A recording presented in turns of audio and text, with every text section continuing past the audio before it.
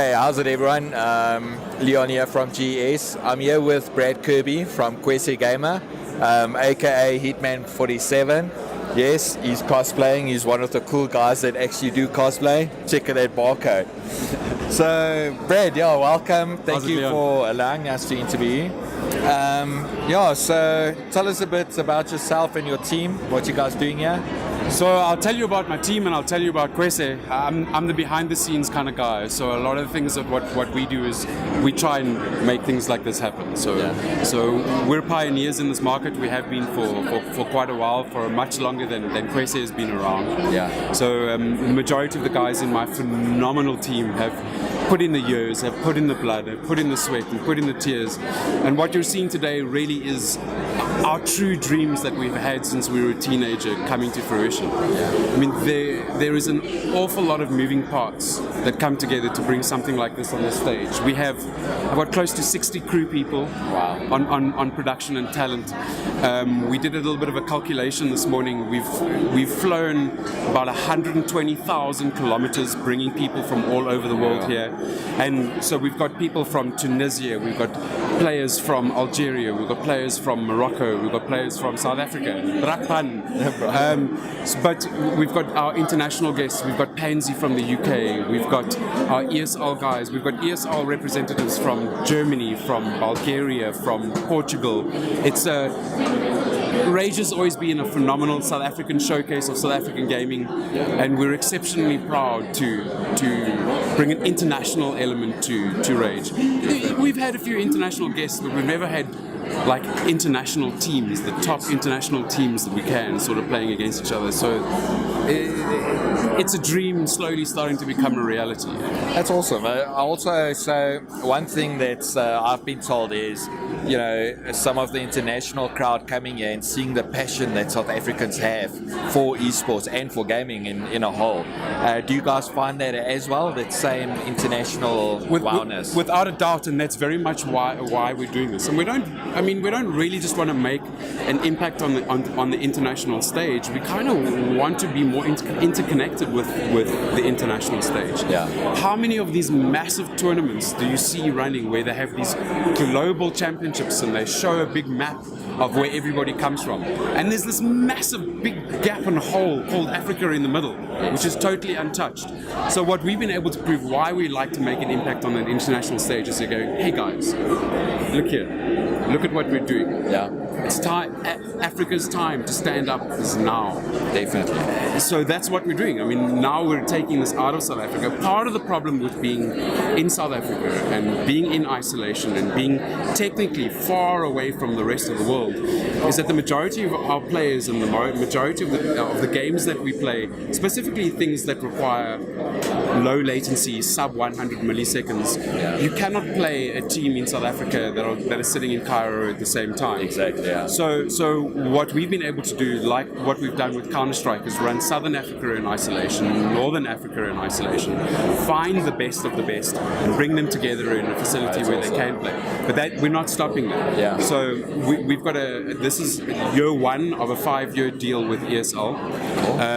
So we're not just Kwesé. So Kwesé has quite a number of companies within the group and within the stable. Yes. And one of our sister companies that we absolutely love and work very, very closely together, and why a lot of our strategies are working, is the great folks by the name of Liquid Telecoms, and also Neotol. So what that gives us is the largest fiber network and footprint within Africa. Yeah. So we have a lot of plans to not only do northern and southern, but there's eastern and western as well. And the long-term goal is to start seeing major tournaments like the Dota International having African qualifiers.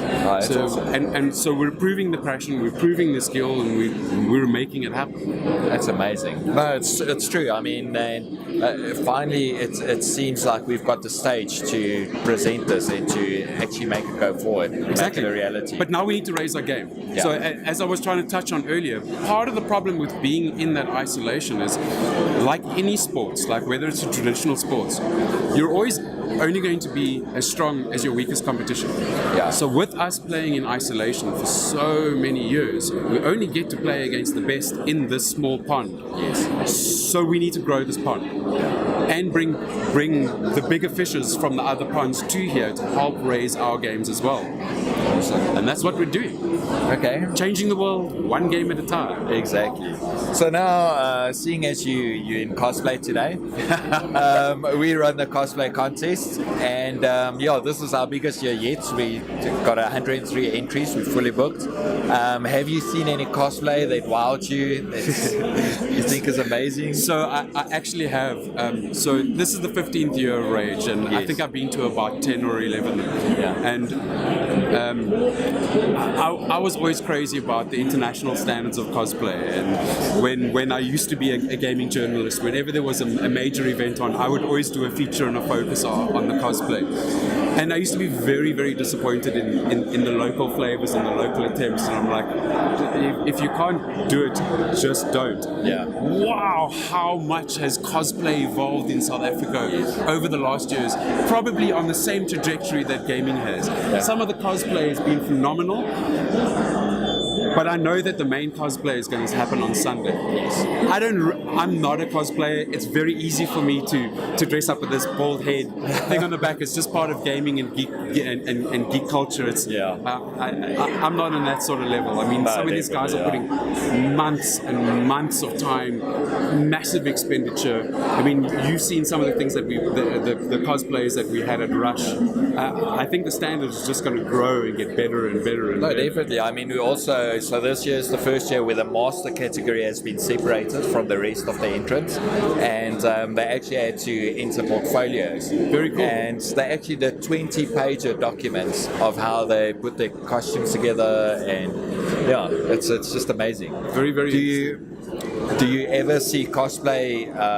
Do you see it branching out from this, or do you think that it's got a future with esports and gaming? I don't know, to be honest with you. It's not something that I've really put a lot of thought in. What's definitely the case is the amount of, I hesitate to say counterculture, but the amount of gamer interest things that become subsets, and the little different cultures and the little different communities in and around gaming. I think it's a very strong possibility. But like with gaming, the best game, the most competitive game, the game that is going to be the biggest game changer, hasn't even come out yet. Yeah.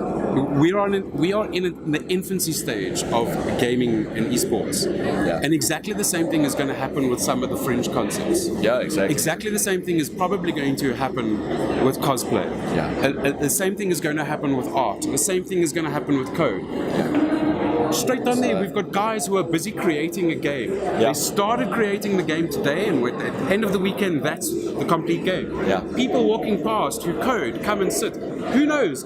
Something like that might become the next big thing. Yeah. So the next big thing is always just around the corner. Yeah. The biggest games that we're playing today, Counter-Strike. I'm running a 2 million rand tournament. Where did Counter-Strike come from? Yeah. 2 guys sitting in a garage. Yeah. All of these massive publishers all over the world spending millions and millions of dollars of games. Look at what PUBG's doing. Yeah. So that's what's so exciting. Not only do we sit and taste this and experience this, but we get to mold it and shape it. It's phenomenal. Yeah. It's exciting. No, definitely. And then last thing, so rAge, it's their 15th anniversary, and you being to 10 or more of them, what do you think, how it's grown, how it's changed and evolved? It's always changed. I think one of the things that I like about the rAge guys, about Michael and Len and Lauren and their phenomenal team, and I think why I enjoy working with them and why I've always enjoyed working with them in the past, is they're always prepared to try new things. You know what I mean? There's always I'm very much one of those kind of guys. Just because that's the way it's always been done doesn't mean that's the way you have to keep on doing it. So with that, there's relatively high risk when it comes into that, because you're going to try something new which doesn't always work. Yeah. But the reward attached to that. High risk, high reward. And we can see an awful lot of changes. Like just at a simple glance, I can see all of the stages are so much higher. Yeah. There's an awful lot more hanging banners. I do think there's a little bit less of a build. We've seen some of the people in the industry, specifically like wholesalers and retailers who have been here in the past, who are not here, which is a little bit disappointing and a little bit of a surprise. Yeah. But at the same time, that's completely countered by so many new people. Yes. We've got new indie games. I see new retailers. I see radio stations getting involved. Yeah. So it's evolution. Yeah. This show, like gaming, is just evolving. No, definitely. And we're not nearly finished. Yeah, definitely. Cool. Thank you very much. It was welcome, great chatting with you. And all the best for the rest of the show. Cool, man. Make sure you stay off my hit list. Will do. Just.